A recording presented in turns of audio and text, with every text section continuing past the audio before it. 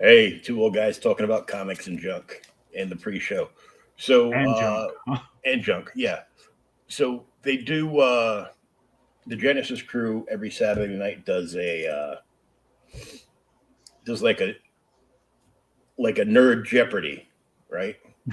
Like different Jeopardy. categories and like a special thing, and usually they'll try to have like a guest on that's got like a campaign either on Indiegogo or Kickstarter, Yeah. and then we'll take a break in the middle and promote it a little bit, and wrap it up with that. And um, so usually there's people in the chat, but the only two people in the chat were probably so stoned they were probably rolling another fatty, and couldn't respond when they were doing a giveaway. This guy goes by Shadowpunk on Twitter, is a 3D artist, and he's got a book that's out, and well, that's coming out. He's still working on it, but he makes 3D things. And I cheated and jumped into the chat so I could win it. I wasn't supposed to, but they're like, "Go ahead if you know." I go, "Of course I know. It was a question the week before." But I won, and I like killed it because the entire thing was on comic books. Yeah. So not only did I win the figure, but I won a new free Tupperware container. That's why I buy the meat like that in Walmart. Oh yeah. And he sent me a couple of stickers that he created for Oh, his those are book. pretty damn. Those are pretty damn cool. Little flying dude. That one, yeah, it's from his book, and this is like the logo. That's actually pretty cool. I like those. Huh. Um, and then I got a whole bunch of bubble wrap in here, and he put a sticker on the bottom, which is his logo, which is upside down, Yeah. all shiny and stuff. Um, he made this one of a kind custom Dark Knight Returns figure Oh shit. in the armor with the gun and the bullets and the cape flared up and the Dude, that's broken bad. concrete. That's And badass. he's got like the fist blades. Yeah. Toward the I end when him and Clark get into it. Yeah, actually it broke. God almighty, dude, that's such a good book. I'm like, it broke Mm. because Those little bitty pieces. there was that, which is actually a knife tip that goes. Yeah, over the blade. Oh yeah, there it is. It goes on top. Goes on top. So I'll find some gorilla glue and glue it on there. But Yeah, one of the kind. yeah, that's badass. Yeah. Clark. What is he? He says, he says, Bruce, I just broke your ribs. You need to calm Mhm. down. Like he's done like one-offs Yeah. for people, and it's a way of him getting more work. Like if they like, what he did and they acknowledge it, he'll send it to him and be like, if you want me to, run a bunch of these off for your campaign, you just give me a number and I'll give you a price. Yeah. And of course, Ethan Van Scriber didn't give him the time of day, so he gave away a Cyber Frog one he did, and he did. I think he did the bad guy there, the Salamandroid, and he gave that away. Uh, he did one of young Ripper's character for the Ripperverse, Isom. Hmm. Uh, he hit him I'm up not a couple familiar of with that one. times. That's the guy that made like 6 million off his first comic book ever online. Really? Yeah, Eric July. I have to look him up. Book was too expensive for me, and some people liked it, some people hated it, or not hated it, but it didn't have that wow factor. It was like a whole bunch of hype, and there was pretty much no payoff.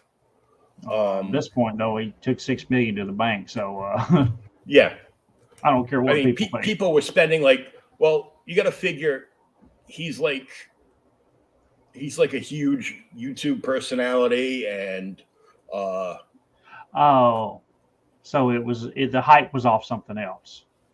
yeah, the hype was, he was hyping it on his daily show that he used to do that he put on hiatus for now. He's a contributor on a show that goes on like early evenings, like he was on today. But it's not like the same people on the panel all the time. Yeah, They rotate like 20 people out or whatever, and it's the news and why it matters. He's a contributor on there.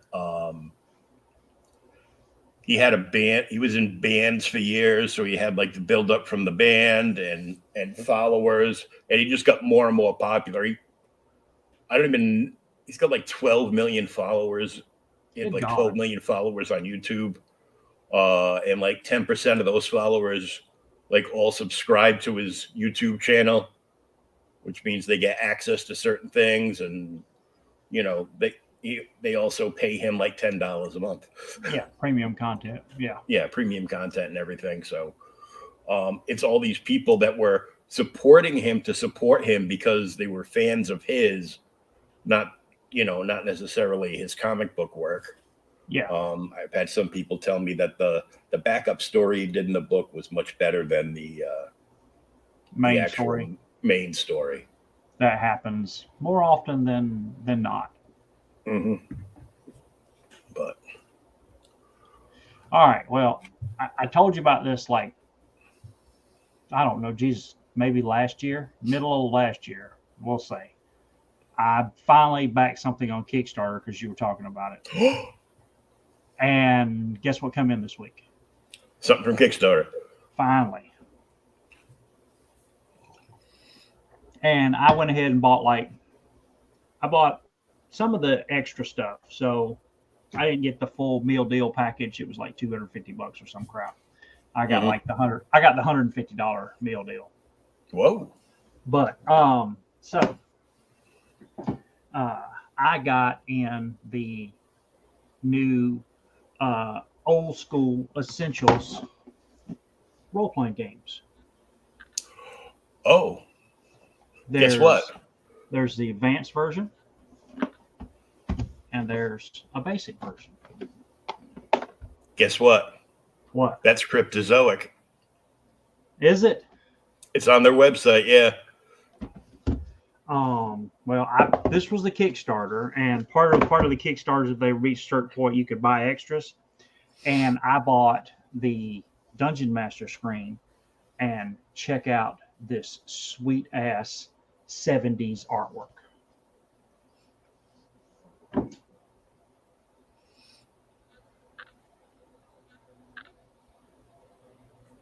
That's what I would look like if I could grow a real beard.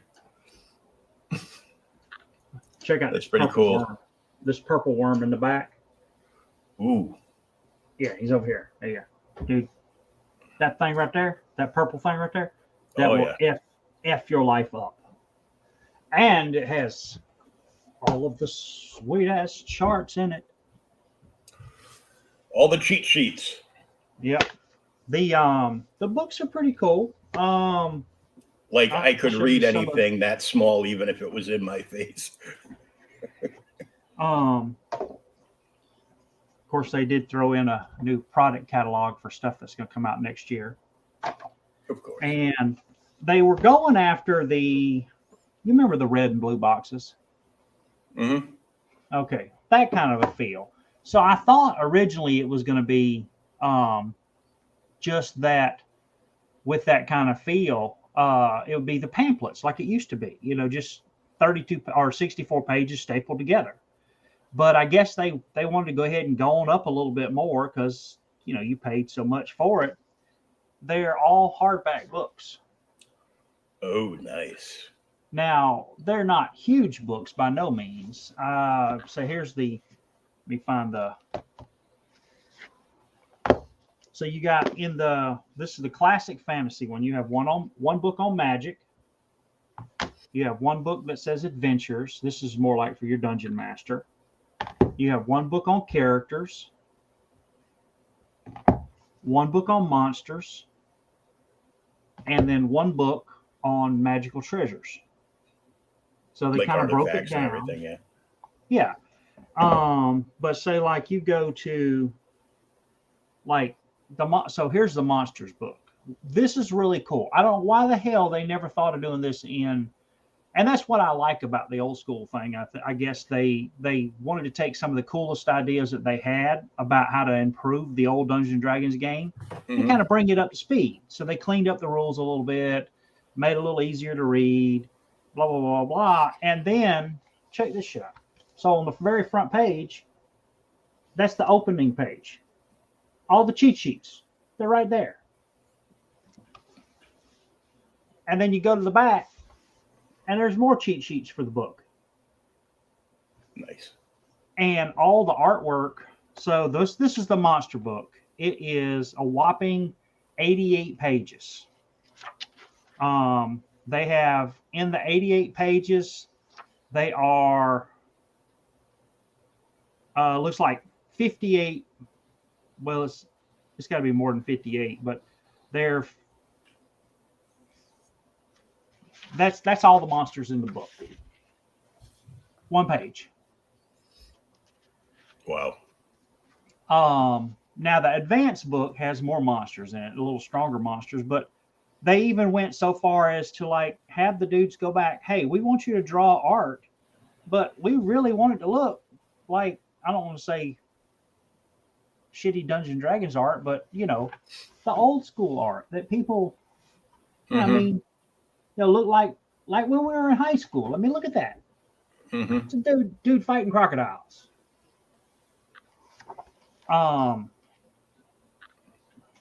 Sweet owlbear. That thing will rock your world in the early adventure. And then the character book, same thing.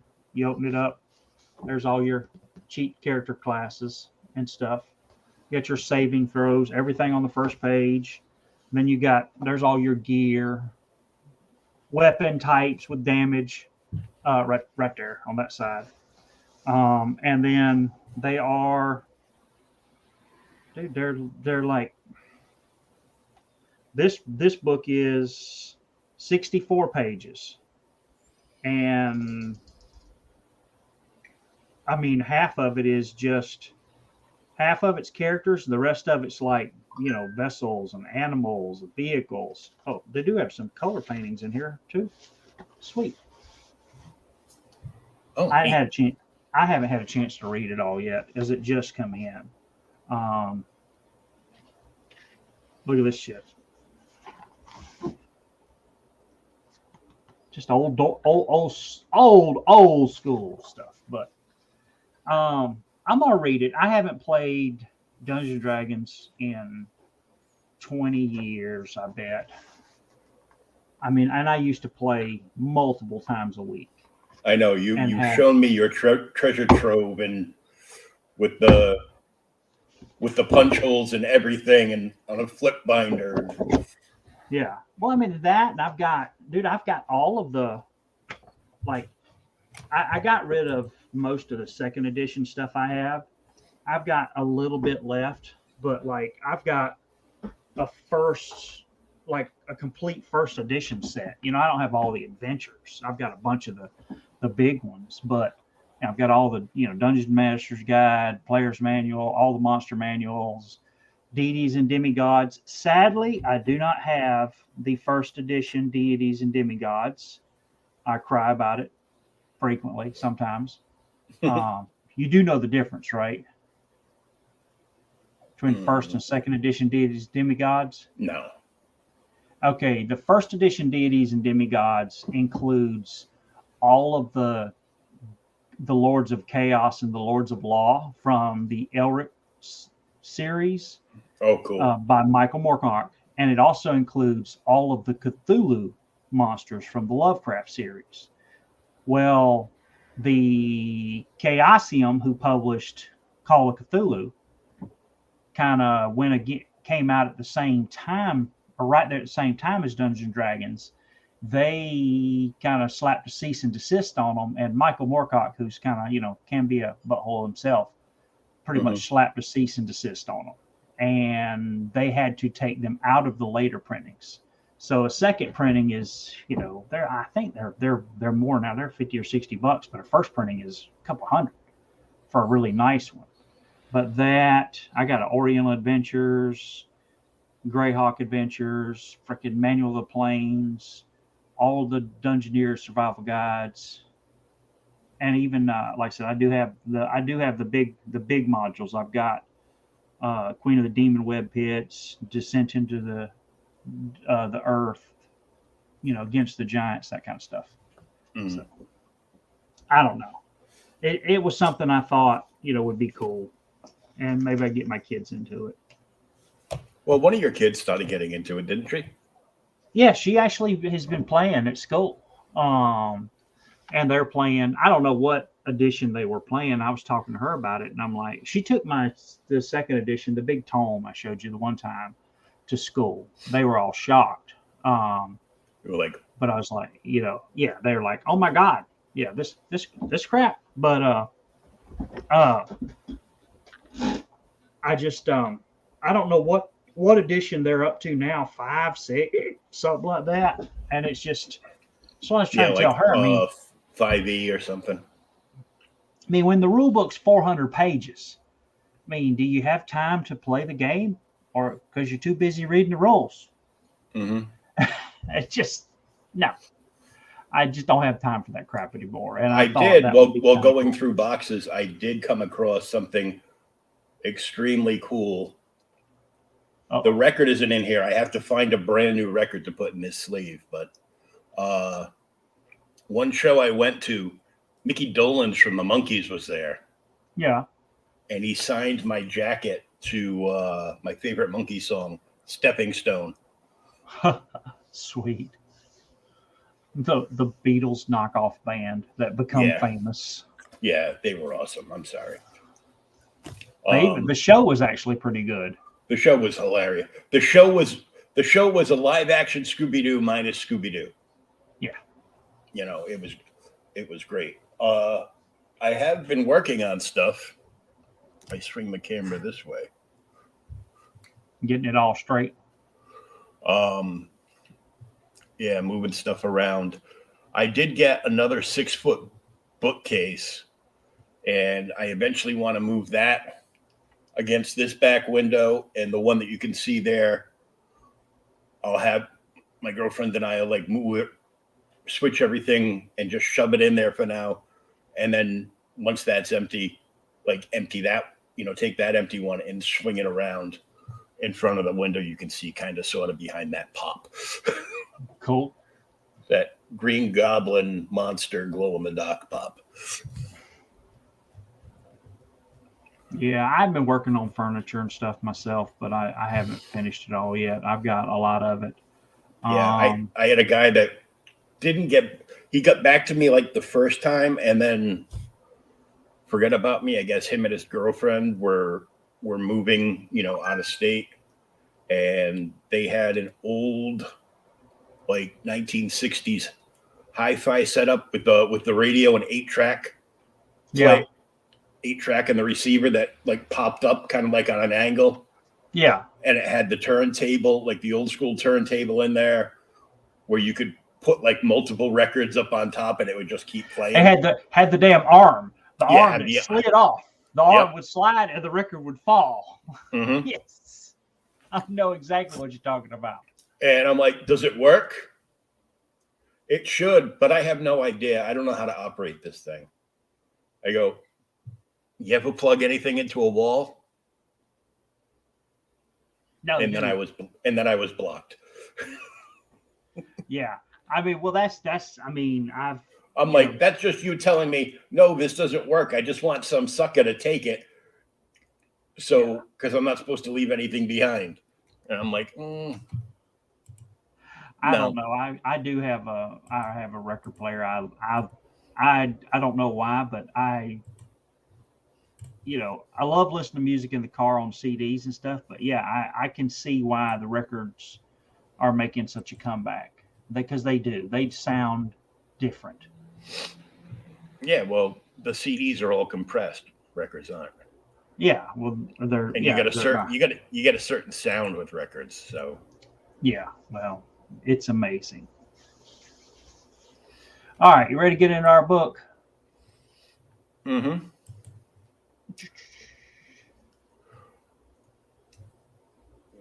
Where am I? There I am. Oh, I want to show you one thing real quick that my friend my friend that's got a plastic fascination uh just got in. I think you like it.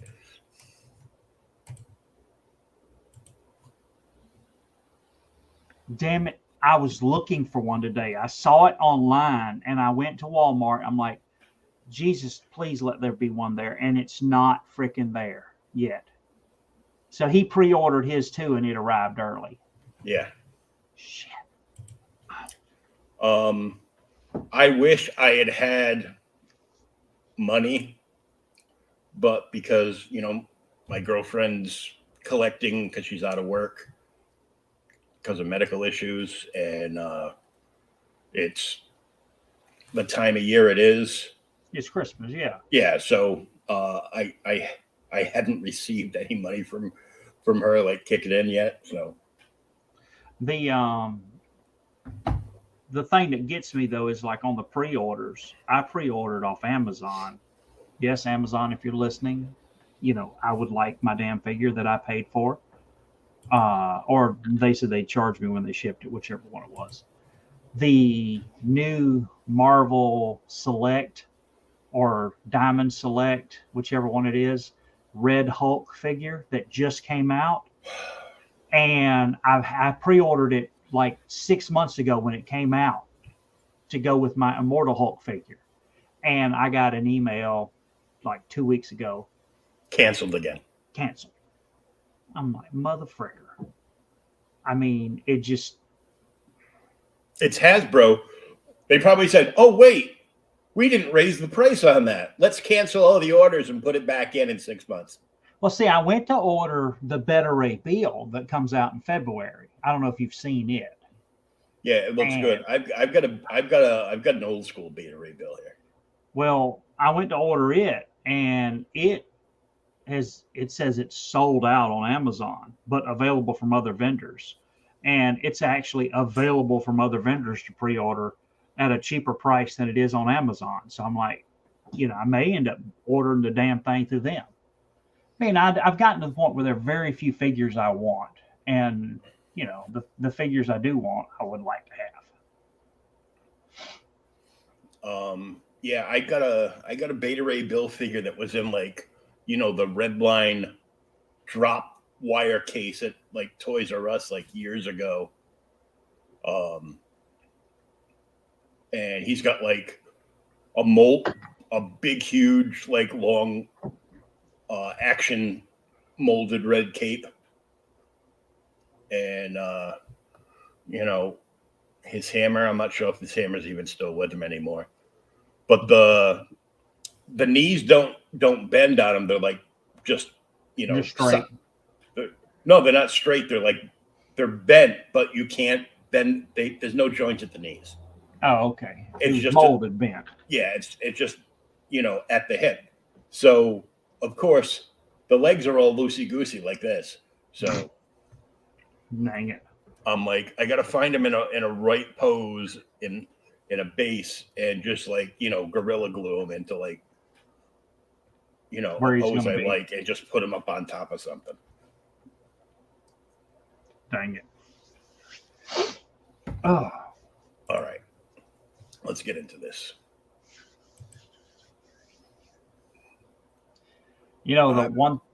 the one thing that got me on this one when we started reading it, because you said it, This is like, I guess, the third part of this damn story. Yep. See, I didn't remember that because it was the 70s when I bought this and I read this. Okay. I read the word balloons. It took me forever. I started out by just making up my own story as I flipped through the pretty pictures. And then I started reading the word balloons, and I'm like, oh, I don't want to read the boxes. They're so long. Oh. And then I eventually started reading the boxes like at the age of 7, and I'm like, oh my God, I missed so much of the story. Yeah. And then I became like a hardcore reader. And my mother was like, you're doing much better with your words. He goes, yep. Yeah. I read all 35 of my comics downstairs again this weekend. I thought you were playing. I was. I would take a break to play, and then I would go back and read more comics. Yep. That's what is it, the thing that they share online? I actually told someone that the other day, trying to get somebody else to maybe buy comics for their kid, that comics have more, what do they call it? Unfamiliar words than any other kind of literature you can currently read. Mm-hmm. Per page. And more people, more kids that you get to read comics end up becoming more and more literate, and they do end up doing better in school, except for me, because I was bored and just picked on the entire time. So dang it, I was bored. Wow. Apparently I should have been ahead a grade or two, and I was just bored, so I just didn't do anything. Yeah. And cruised by. And cruised by, yeah. Yeah. So Action Comics $4.91. Cover price is 40 cents. Oh, the good old days. Yeah. At last, I, Brainiac, triumph. I've programmed Superman's final defeat. The mightiest man on Earth has turned into a raging menace. Can Hawkman save Superman from himself? Of course, you just showed us the sweet ass, Superpowers game, and this is the Brainiac from the Superpowers game. Mm-hmm. But yeah, this is January 1979. I would have been 6 years old, I guess, thereabouts. I was 8. Yeah. Well, 7.5, 8 years old. Yeah, I would have been 5.5, 6, some crap like that, right in there. Action Comics volume. I love how they used to do that. They do the volume back in the day, volume 42. So this crap had been published for 42 years. Mm-hmm. And then the number 491. Of course, even back in the old day, because they don't do this stuff anymore. I kind of miss it on new comics, but I haven't read any new comics in months. The whole intro is always cool to me, because back in the day, you never knew who was going to be picking up their first comic book. Mm-hmm. So you'd pick it up, and there's Superman's intro and everything. Tells you everything you need to know. This is the cool part about this is it lets us know that he has left the Daily Planet and is now working for, was it Galaxy News? It was Galaxy Communications, and then WGBS. Yeah, so he was the newspaper. He hosted the nightly news. Battles evil beyond Earth. And this is Matter of Light and Death. Writer is Cary Bates, who wrote a ton of crap. Penciler Kurt Swan, who drew Superman for about 40 years, I guess. Anchor is Frank, whatever that name is. Chermont. Letterer is Carisha. I don't know who that is. Colorist D'Angelo, and Julius Schwartz is the editor. So I have no idea who the letterer is. Let me just say,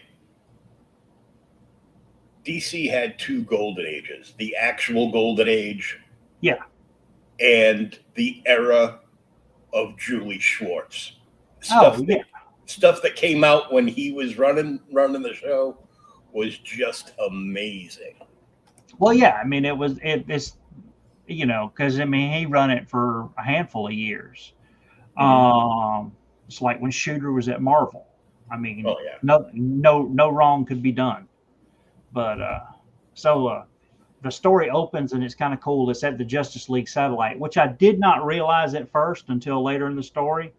And the computer's like, it sees that Superman is flying straight at it, and it's like contact to occur in 1-2 seconds, and then Hawkman, great player, it's no way to avoid this super collision. And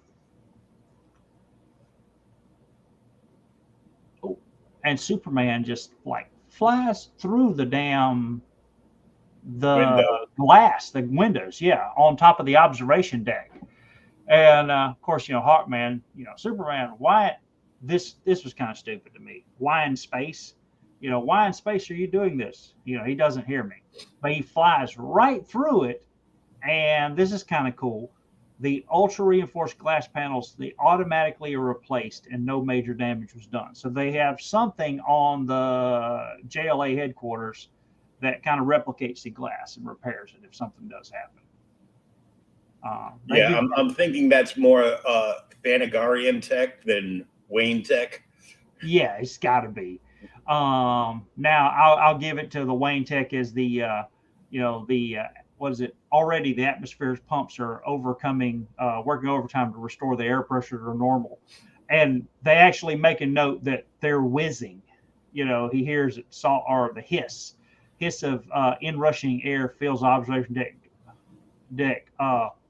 And it's just restoring the atmosphere. I thought that was kind of cool. So yeah, the attention to detail. Yeah, I guess. But I mean, you just don't see that kind of stuff anymore. And that's where they're wanting to add words and make the book seem like it's really worth the money. But I don't know. That's the kind of stuff that you miss. So Superman flies through, and then lo and behold, while Hawkman's breathing a sigh of relief that he's gone, there's a big crash, and Superman flies through the bottom of the damn JLA satellite. Your glass isn't going to fix this part, buddy. There's a big ass hole there, going to be there now. Mm-hmm. But Hawkman's like, apparently he's back. And he has to, kind of use Superman's own strength and momentum against him to kind of like swing him back. He wants to swing him back through the hole that Superman made so that there's not any more damage to the damn satellite. Yeah, that's one heck of a badass wrestling move, Hawkman. Yeah. I do like how he does say that, his Superman is way stronger than him. He has to, turn his tremendous might against him and redirect him, which he does, and slings him through the hole. But now what's cool is he manages to sling him through the hole, but at such an angle that he actually slams into a damn lead safe that has green kryptonite in it. And he's like, okay, he's gonna pass through the green kryptonite, which will weaken Superman so that he can't reattack us. But it shouldn't weaken him so much that when he falls from orbit, he'll be okay. Now, let me just throw this out there. Scrolling through social media on a constant basis nowadays, because it's easier than getting up and actually doing something. And I'm lazy. Let's face it, I'm lazy. In this week's issue of Batman falls from the JLA satellite to Earth, and he's fine. Okay, I saw that. That really happens? Because somebody else said, like, years ago, Spider-Man does, like, the same thing. Well, I hate to tell you, I call bullshit on both of them. Yeah, I mean, now I could see even a weakened Superman would probably survive this. The Hulk has fallen from orbit. The Hulk would survive it. But, outside of a select handful of people, it's not going to happen. I mean, I wouldn't even give it to, like, even the Thing. The Thing probably couldn't fall from orbit because he's made of rock. He's the toughest nails dude, but he'd probably melt in re-entry. Or be completely screwed when he got down there. I don't know. By the time he hit, he would be completely Ben Grimm again. No more rock covering. No rock covering. But yes, so that did happen. Oh my God. At least this one is more believable. Yeah.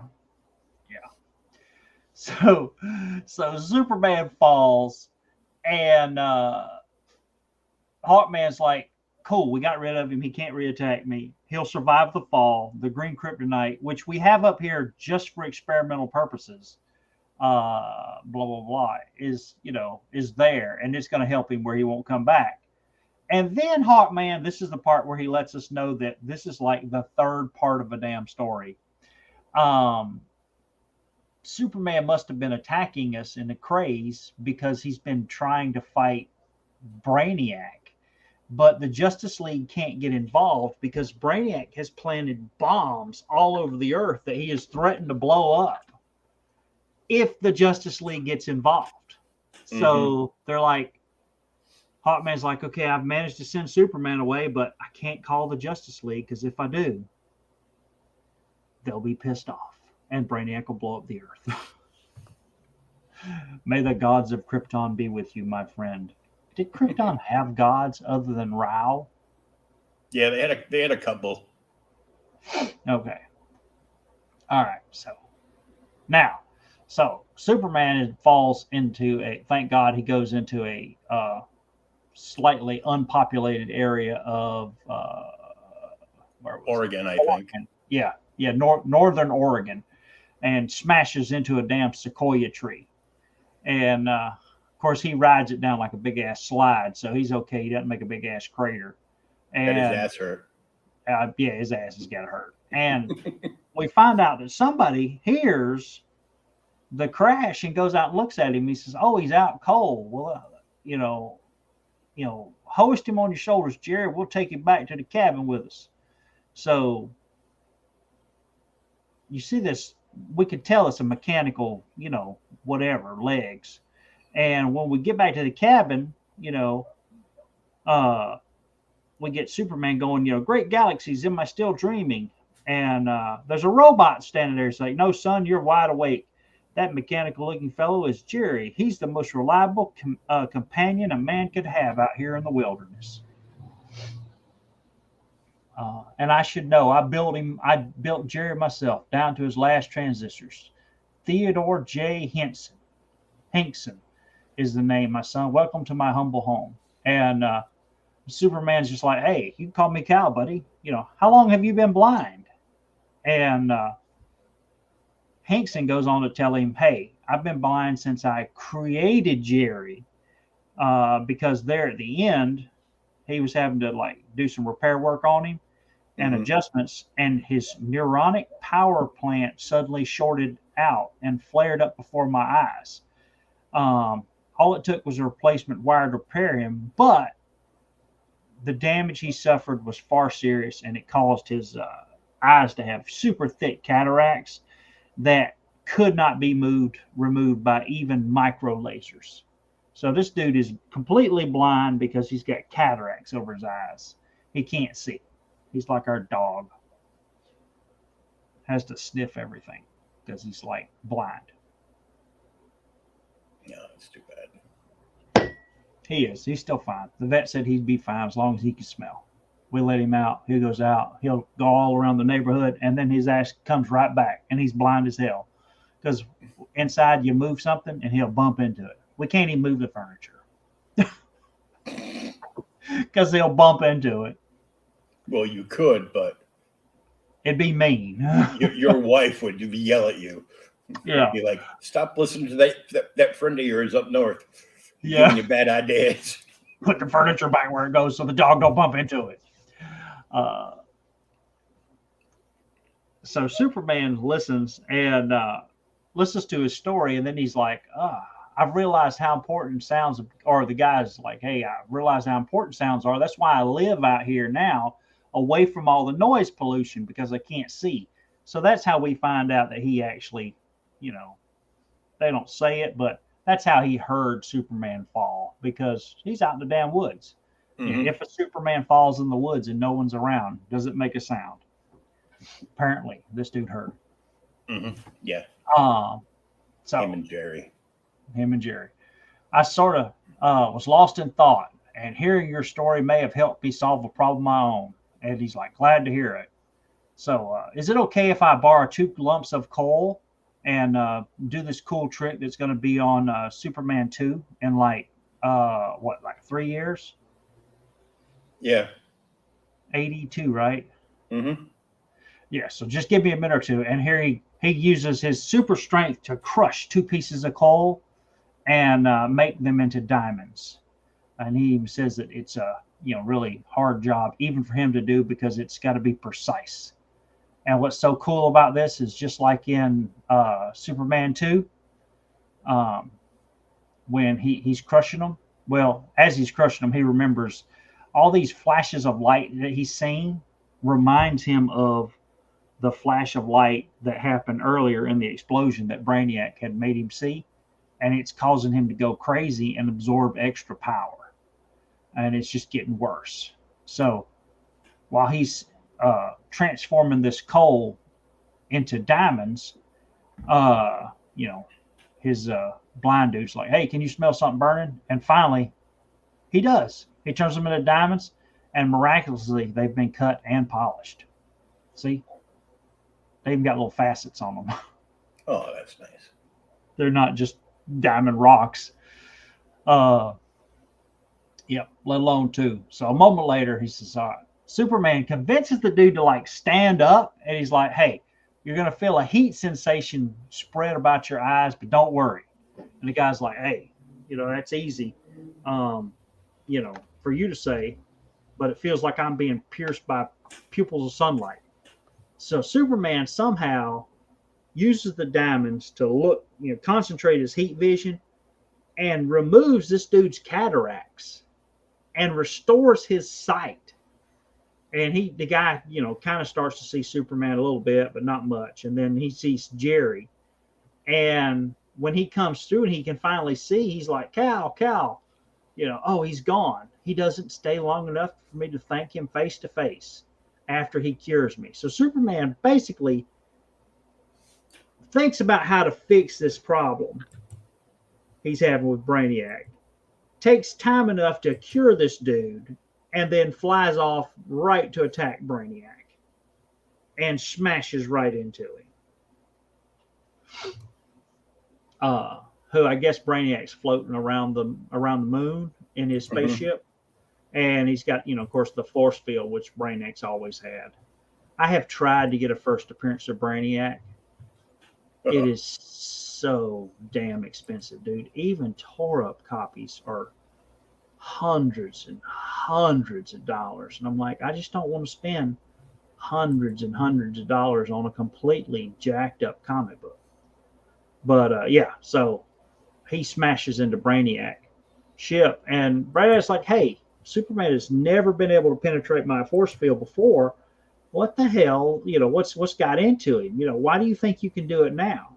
And as he's going on, the fight goes on. He says, well, maybe it's, all the extra power, the Kryptonian attacks have, that he's had from the Flash from Krypton has taken a toll on his mind, and he just kind of lost it.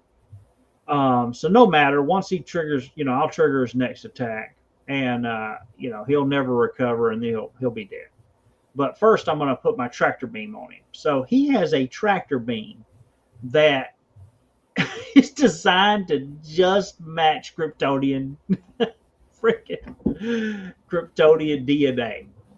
So it'll just grab Superman. This tractor beam will grab only him. No rocks, no nothing else. Just Superman. And he can't break free of it because it's so strong. But this is kind of cool here. Superman knows that he can't break free, but he has an idea, and he just takes off flying. But the tractor beam is pulling the ship. And of course, Brainiac, freaks out because Superman's going so fast. He's like, hey, look, I need to disconnect the tractor beam, and then, his mind basically lets him know. He says, no, you can't do that. Don't disengage. At multi-light speed, the craft will careen out of control. So Superman has actually caught Brainiac and is dragging his ass through the Milky Way, shortcutting through hyperspace. And he is heading, he's like, what in the world is up with Superman? And so what could Superman possibly hope to gain by this transgalactic trek? And then you see, as if an answer, a mighty star suddenly explodes and lashes out with a milestone event of stellar destruction, a supernova. Superman flies into a supernova.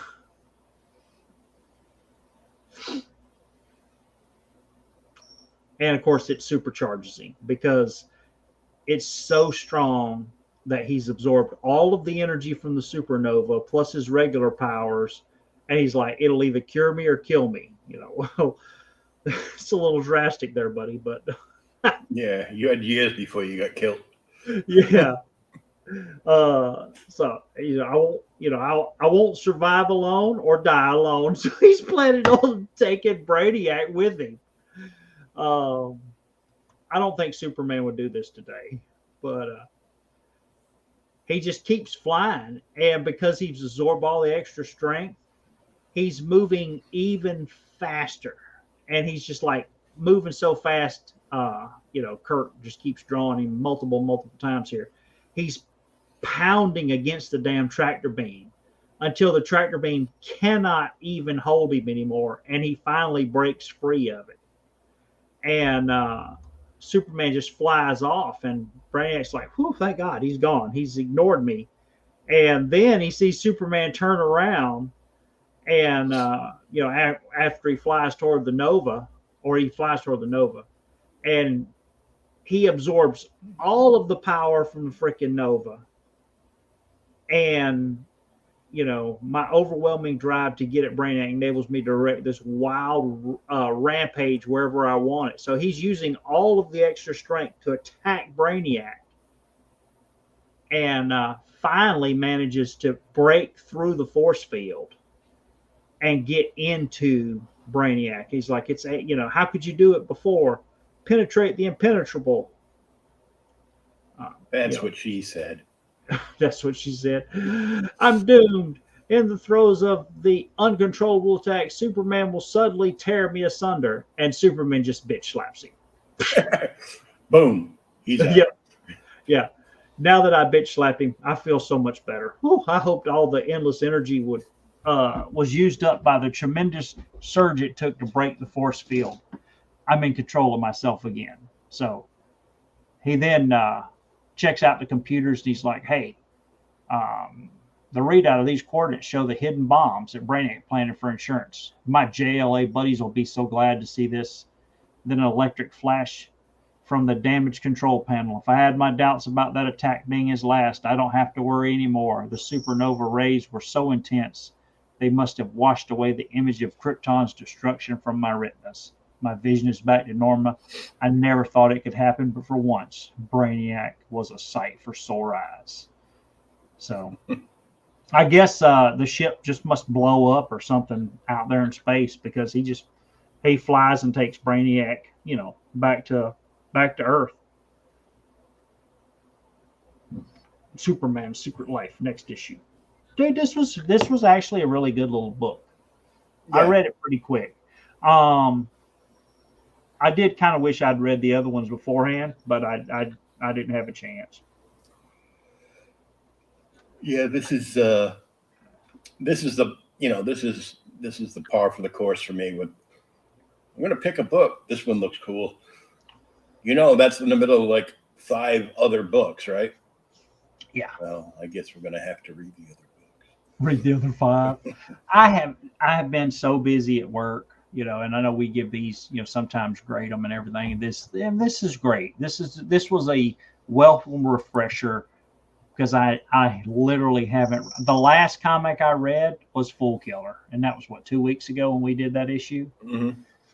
That was the last book I've read. I have not read anything, and I've got probably 6 months of books piled up, and I'm still buying them, and they're coming in. But now I find myself buying other stuff that's, I won't say I'm more interested in, but I've cut most of my buy list down to just like the books I've been collecting the longest.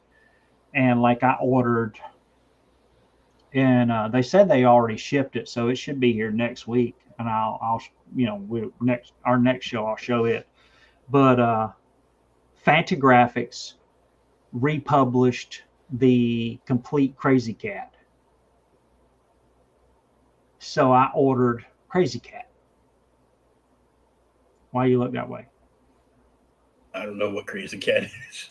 How the hell do you not know what Crazy Cat is? Oh my God, are you serious? By Harmon? Yeah. It's from the 20s. It's like considered one of the greatest comics ever made. Well, I mean, I know I look like I'm from the 20s, but I'm really not. Harmon was he worked for William Randolph Hearst in the newspaper business, and he started, and apparently Crazy Cat is the one with, Crazy Cat is, sometimes it's a guy, sometimes it's a girl. It kind of depends. Most of the time, Crazy Cat's a girl, and she's in love with Ignis the Mouse, and there's all these other people there, but they all talk in slang, and it's in the desert, and the panels randomly change. I mean, all kind of stuff. It's like reading, Little Nemo. Yeah, like The Adventures of Little Nemo in Slumberland. You know what I'm talking about? Yeah. By William McKay, where it's got all the pages up and everything changes. Just groundbreaking. And there's a lot of jokes and Crazy Cat that are subtle, that unless you know what the hell's going on, you won't get them. My favorite one that I've heard, or one that really kind of got me into Crazy Cat, was Harmon. He was I don't want to say what's the proper term today. He was from an interracial marriage. Mm-hmm. So I think his mom was white, his dad was black, and his skin was pale enough that he could pass as a white guy in the 20s, so he could get a job. But he always wore hats because his hair was kind of like, his hair was, standard, African American, real curly, short hair. They could tell, so he would wear a hat. And in one of the comic strips for the daily strips, the police officer, I can't remember the police officer's name, but he goes to see Crazy Cat or something, and he wants some coffee. So he orders some coffee, and he orders it, and he orders black coffee, and Crazy Cat gives it to him, and the cops, like, there's cream and sugar in the coffee. He's like, "Hey, I thought I ordered this coffee black. It's supposed to be black." And Crazy Cat tells him, "Hey, it is. You have to look under the cream." Oh my God. I mean, and so, you see, there's stuff like that unless you know what's going on with the writer and the artist and everything. But apparently, from what I've read and know, Crazy Cat, kind of toward the end of the run of the series, because it ran for like 10 years or something, or maybe a little bit longer, had dropped off in popularity. But Hearst liked it so much, he said, "No, it will run until I say he doesn't want to do it anymore." And he kept it until Herman just said, "Oh, I'm done." But so they have republished all of that. The other one that they did that I ordered that is on back order, that Fantagraphics redid, and I'm really waiting on it to come in, is the complete syndicated Pogo. And Pogo the Possum. Okay, well, I know. Pogo's from Waycross, and Waycross, Georgia, is 50 miles from here. That's where that guy's from, and Pogo is amazing. So I mean, I'm finding myself buying stuff like that, and I've really trimmed back on other books. Mhm. I did buy a couple books. I did buy the new issue of Alter Ego, which I looked through. I've got to read it. Last month's issue of Alter Ego. I don't know if you've ever read it, or I'm sure you have. Yeah, I've got a couple of issues. Yeah. Okay, well, last month's is on freaking Mark Schultz and Cadillacs and Dinosaurs. Oh, nice. And it's an entire dinosaur issue. There's nothing but comics about dinosaurs. And I'm like, this is awesome. But it has a big long form interview with Mark Schultz. And if you were, I know I'm a fan on his page. I've sent you the link before. I don't know if you've ever followed him, but Frank Chow. Oh yeah. I follow. Okay, dude, I love Frank Chow. But the other day he was somewhere, because I don't know where it was, but he actually posted pictures. He was with Mark Schultz at Mark Schultz's house, and they were like drawing and looking at stuff. He's like hanging out with a man. I'm like, dude, that is the most awesome freaking thing, because Schultz is amazing. I mean, Chow is amazing, but Schultz is incredible. It just, oh my God, dude, he's so good. I've got, if you look, I don't know if you can see it on the bookshelf, the 1, 2, 3, there at the end, the complete Xenozoic Tales by Flesk Publishing. I bought it years and years ago. That's every Cadillacs and Dinosaurs comic published up to that date. And it's like 300 or 400 pages. Plus, it's got a bunch of like extra stuff in it. I did not know it, but that damn thing's like $100 now. Wow. I'm like, crap, but it's awesome. Well, I did pick a book out for our next thing, and I tried to keep it, same kind of theme. It's one I've been wanting to read for a while, and I have never read it. Now we won't read this whole trade, okay? Just the one book, unless you want to read any more. But you ready? First appearance of Power Girl. Oh yeah, I've got that issue somewhere. Do you, the issue or the book? I've got the issue. Yeah. Well, you suck. I just let everybody, if you didn't need to know, he freaking sucks. It's in crappy condition, but yeah, I got it. I was at a comic book store, and they had one that was like 9.6 sprayed on the wall, and I'm like, just out of curiosity, what do you have on the 9.6?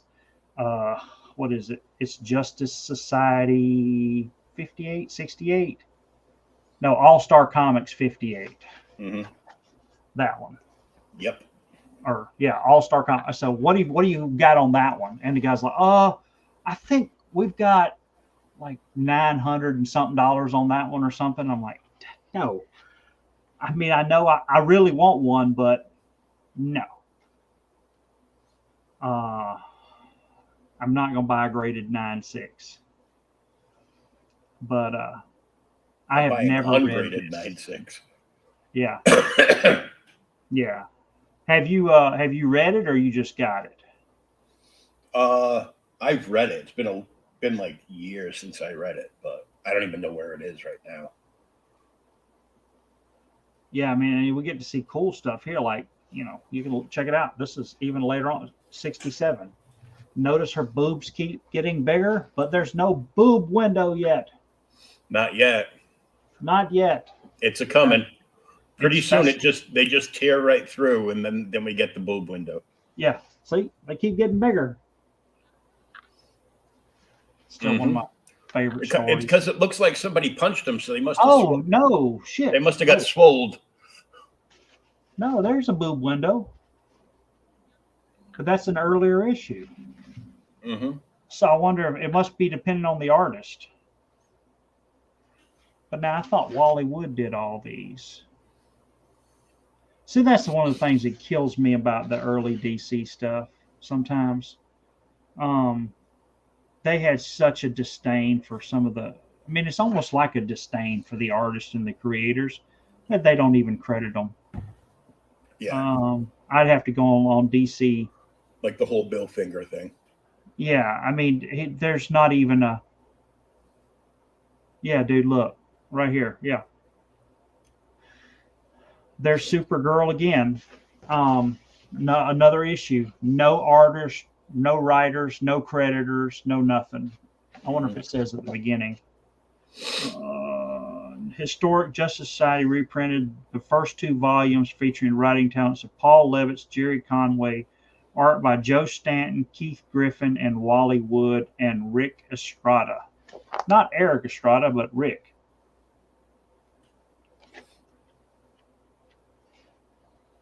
Good Lord, dude. That's a huge boob window right there. Oh yeah, and they just get bigger.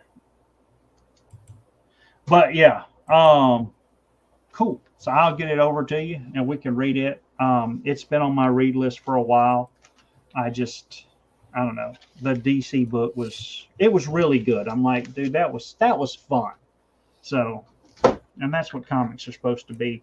It is Christmas time again, and every year at work, I select people that have small children. I give a bunch of comic books to. So I have got to, when we get off the podcast here, I've actually got to go through a bunch of doubles and see what I can part with and don't need and such and such and such. And I'm going to take in about 150, 200 comics tomorrow and divvy them up amongst families. Cool. Maybe get some more people reading. You never know. Nope, you never know. How many kids that are, 6 and 7 have not even seen a damn comic? Don't even know what one is. Yeah, I know. My daughter's gift came in today, Yeah, you told me that. and your wife would be thrilled because it's something she usually yells out in the background, but I can't say what it is because Yeah. my daughter stalks my stream feeds. So Yeah. So I know what it is. it was something on the list, but so that came in. Where'd you get your sweet ass Hulk 105 shirt? This hoodie I got at the Casual Mail, the old fat guy store, probably about 15 years ago. Yeah, well, that's what is it? It's a Hulk 105 Marie Severin cover, baby. Mm-hmm. God Almighty, she was good. And I mean, it still fits. It rides up a little high on me, but it still fits. It's a nice warm one. Yeah. Was that picture you put on Facebook you're like outside or like just a picture from some of That the was random... that was just a random winter picture I stole from somebody else. Okay, I was like, no. I know. You all get like a dusting down there, and you're like, we gotta close everything. No, dude, I got the AC on. I have the AC on. Yeah. See, I was trying to figure out if you were cold or just not wearing pants because you had that big blanket over your lap. Oh, I'm wearing shorts. Yeah, Oh. I'm in shorts, but it's like 69 degrees in here. But I mean, it's like, Hey, that's what it is in here too. But I have to have the heat on for it because it's like 37 out. So since we're outside of the regular book and we're still like, we'll be like, I guess not, we're still not safe for work, but we're still podcasting and stuff and talking. I know I didn't show you this. You ready? Mm-hmm. I don't know if you are. I'm probably not. Oh, the pinup book. Yeah, you sent me a picture of that, I think, too. Did I? I was couldn't remember. like, good Lord.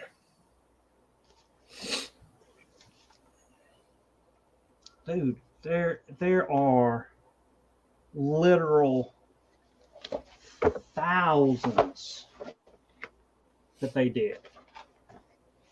I mean, I was like, holy crap. Mm-hmm. I mean, all the way back to the 40s. And it's broken down by main pinup artist, calendar girl artist. I'm like, dude, these guys, I mean, what do you do for a living? Oh, I draw pictures of beautiful women. Well, damn, that sounds like the perfect job. Is your name Dave Stevens? Why, yes, it is. Exactly. I've got to watch that documentary. Yeah, it's like $15. I mean, I wish I could buy a hard copy of it and not just the digital copy. So if I'm gonna buy it, I'm probably gonna buy it like on like Amazon or something, because I have Apple TV now, but I'm canceling it in February because that's when they get a 3-month free trial, and there's some good stuff on there. So, and it's the only place that's got like the Peanut shows. Oh, the holiday Charlie ones, Brown? yeah. Really? CBS wouldn't carry him. Why? We don't want cartoons telling kids about God or anything.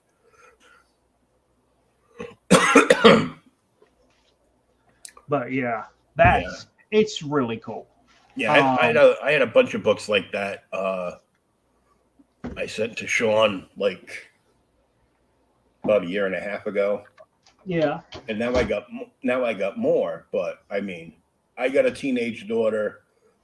She's got a young daughter, and I'm like, as much as I loved Julie Strain, I can't be having these awesome, definitely not safe for work books. Some of which are Julie and her besties. Yeah, you have to put them up. All in perfect body form. So I packed them in a box to ship down to Sean, and I keep forgetting to ship it down there. But hopefully, like the beginning of the year, I'll get it down there. Because need my address. Yeah, I'll find something for you. Ship it to me. I still got to ship your figure to you. Which one? I can't remember now. The Batwoman. Oh yeah, Batwoman with the red hair. But sweet. All right, I'll get the book over to you, and I guess next week's Christmas, so maybe not. We'll have to figure it out and play by ear. So I figure we'll do a skip week next week, because next week's the 22nd. Yeah. And it's going to be a rough week for me because I got to go back next Tuesday. I got to go back to the dentist and get all my stitches pulled. Oh, stitches. Ugh. They had to cut through the gum line and up into the nasal cavity and all kinds of stuff. I still go like that once in a while because I won't be crowding my mind with a bunch of different things, and my mind will just wander. Next thing you know, I'm hearing bones snap in my mouth when they were getting the tooth out. So, good God, I got one more, and it's right down here. And she already warned me. I'm telling you now, that one is so badly impacted. The only way to get it out is for me to drill it out.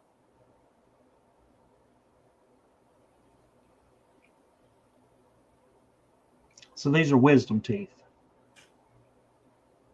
You know, I don't want to be ugly, and you could whatever.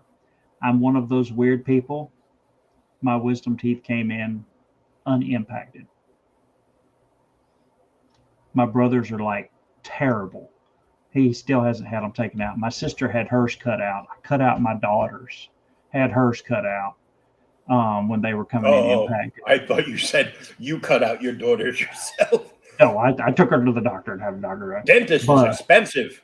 Yes, they are. I got a Sawzall and some snub-nosed pliers. Let's go, kid. But my stepdad used to do that, dude. He'd have a loose tooth, and his teeth would get loose, and he would just keep at it until it got to the loose, and he would didn't do the rope thing, tie the rope to the door. Yeah. There it goes. But like, did he not know that was just a gag in the Three Stooges? You weren't really supposed to do that. He did, man. He did. But yeah, so off week next week. We'll be back the week after. Just All-Star Squadron or All-Star Squad 58, first Power Girl. First Power Girl. Sweet. Good old days. Speaking of Power Girl, AZ Power Girl, because she's got like her own comics and stuff, and does like a bunch of stuff. And her husband's the artist that draws her, as pinups. Yeah. And they've got a campaign going right now, and one of the covers is her as Power Girl. Oh, sweet. And I figure if she ever came out here, like out to this area to make, as a guest to do a show, I've got one of those DC, like they released like those big huge Mego style but like high end 13-inch figures with the cloth costumes, and I got me a Power Girl. So I would actually have her sign that, because I thought that I would think that would be cool. Yeah.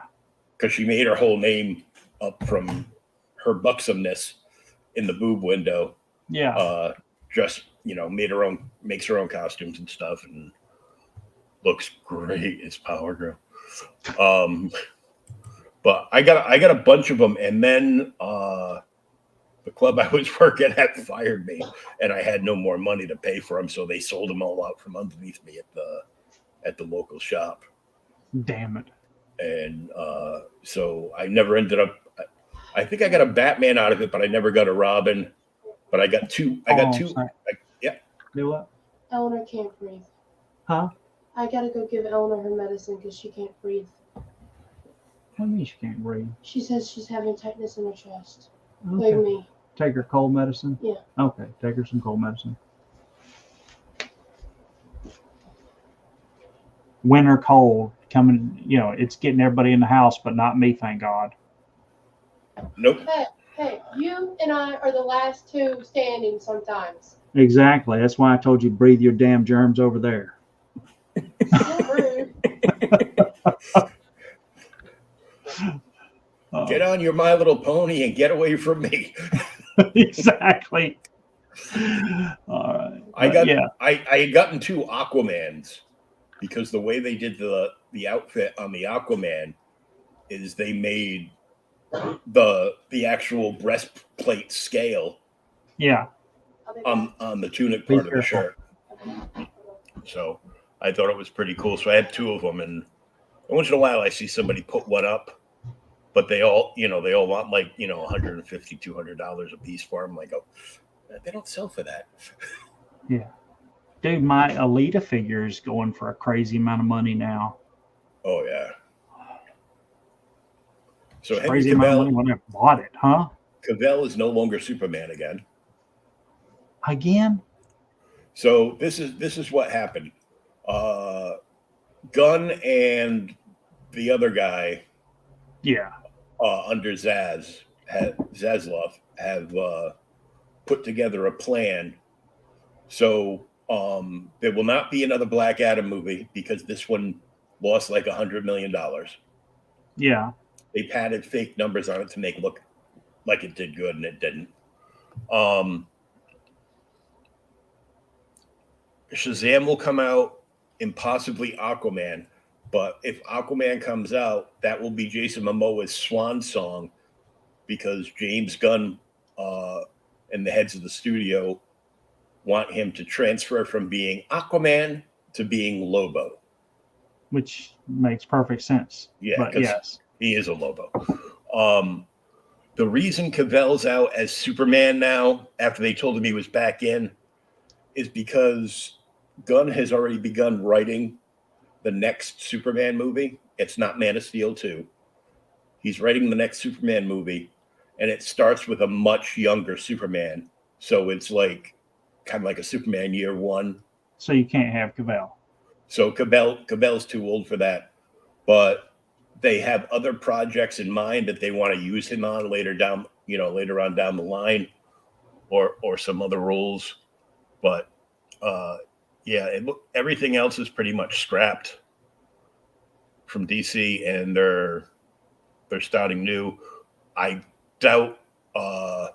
I guess they actually had a new Batman movie, like straight up Batman movie that they were going to put, yes, Michael Keaton in as Old Man Wayne and make the Batman Beyond, and that's scrapped.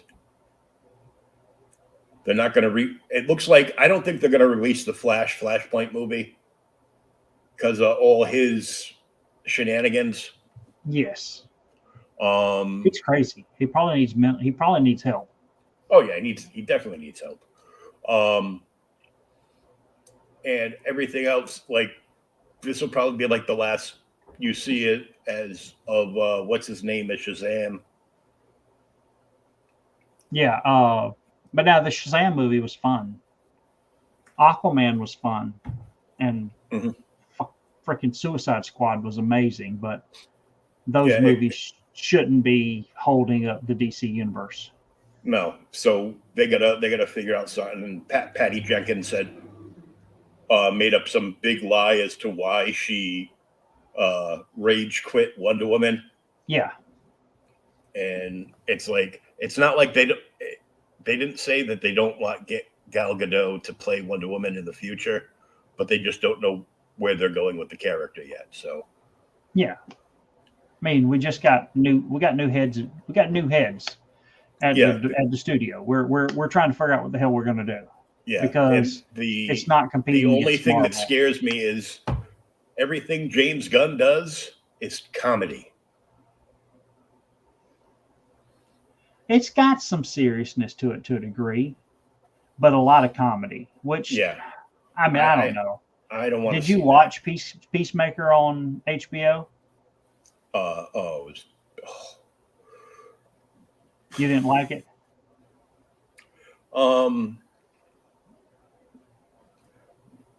I watched some of it, but I never went back to it. See, I thought it was fun just to come home, and it's stupid, it's outrageous. It's like watching The Tick. And just put it on. Way more adult. Yes, way more adult. And just veg out. Yeah, I enjoy just like the Harley Quinn animated series, which is just like, ludicrous. So, but they have like I've been watching. I haven't started watching it. They premiered the new season of Doom Patrol. And I've been watching since it premiered. I've been watching the new season of Titans. Yeah. And the new season of Titans they screwed around with the storylines again, but they're going to do that anyhow. But this one is Brother Blood. Oh, sweet. So, and there's a lot of like things going on back and forth, and there's a little twist with Connor Kent. Something magical got into his blood. So basically, because we know he's half of Superman's DNA and half of Lex's. Yeah. Well, the Lex side has come out to the point where Connor Kent is bald. And he's being very maniacal and evil. So we'll see. But at least Beast Boy can transform into more than just a damn cat, just the tiger. He's been transforming into like a whole bunch of stuff. So they're turning him into the badass that Wolfman and Perez made him during that run. So, but I want to wish you, not that I won't talk to you here and there between the time, but Want to wish you and the family a Merry Christmas. Thank you, sir. May you not get any snow. Right now, it looks like no snow. I think we were predicted to have, oh God, I'll tell you. You probably don't want to know, but I'll tell you. Current temperature outside is 51 degrees. And, oh, it is going to be cold on Christmas, possibly. Last day on my thing is Saturday, December 24th. It will be balmy, 37 degrees. Oh, not bad. Not bad. Wintry, but not bad. Yes. We got 69, 60, 60, 52, 57, 54, 56, 55. Then it goes to 34 and then 37. A friend of mine the other morning, he's a retired Marine, lives down in Dallas, Fort Worth area. They had like Scottish rain coming down to the side, torrential downpours. The rain was so heavy, you could barely see like 3 inches in front of your face. And I'm like, dude, shut the hell up. I woke up, it's snowing here. Everything's covered. Yeah. Crazy. But I don't mind it as much now because now I ain't got a shovel. Unless they mount a plow blade to the front of my wheelchair or something. Make me do the sidewalks. But okay, we'll see everybody in a couple of weeks. Everybody have a nice holiday. We'll see you in between Christmas and New Year's. So